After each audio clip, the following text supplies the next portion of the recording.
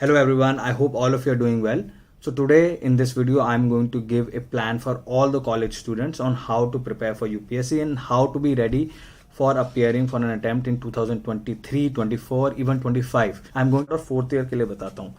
Third और fourth year के लिए क्या प्लान होता है कि बेसिकली थर्ड और फोर्थ ईयर में ऑलरेडी आपके पास अब 2 साल कर रहे हैं कम है फर्स्ट और सेकेंड ईयर से, बट आपको ये भी देखना होगा कि और जो एस्पिरेंट्स हैं जो कॉलेज के बाद प्रिपेयर करना शुरू कर रहे हैं उससे आप ऑलरेडी काफ़ी आगे हैं. तो सबसे पहले ऑप्शनल खत्म करने की कोशिश करो.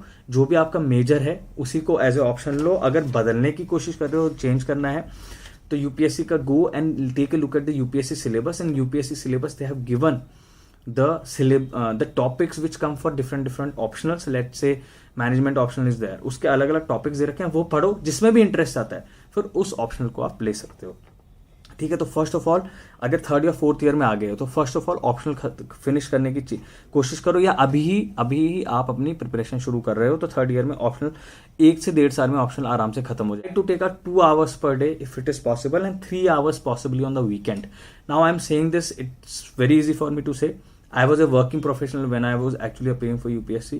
So I took out time apart from my job. So that's just see how difficult it is. Similarly for UPSC, if you are in college, you are in a much better place compared to a working professional. So आप जितना भी time available है उतना UPSC के लिए निकालो. पर मेरा रिकमेंडेशन है 2 घंटे से 2.5 घंटे पर डे और 3 घंटे during the weekends if you are a third or fourth year student. One who requires a constant push. आपको एक प्रॉपर एक तरीके से चीज़ें चाहिए होती हैं, आपको एक प्रॉपर क्लासेस का शेड्यूल चाहिए होता है, उसको आपको फॉलो करना है, टाइम टेबल चाहिए होता है. तो कोचिंग क्लास भी सोच सकते हो थर्ड या फोर्थ ईयर ज्वाइन. आपको पहले पॉलिटी करनी है, फिर इन्वायरमेंट करना है, फिर इकोनॉमिक्स करना है, फिर करंट अफेयर्स तो साथ में चलेगा ही, न्यूज़पेपर पढ़ रहे हो, और लास्ट में हिस्ट्री और ज्योग्राफी करना है, क्योंकि हिस्ट्री और ज्योग्राफी लीस्ट इंपॉर्टेंट है. अब क्योंकि आपके पास टाइम थोड़ा कम है तो उसको लास्ट में पढ़िए, पर फर्स्ट और सेकंड ईयर में शुरू कर रहे हो तो पहले पढ़ोगे तो ज़्यादा अच्छा रहेगा.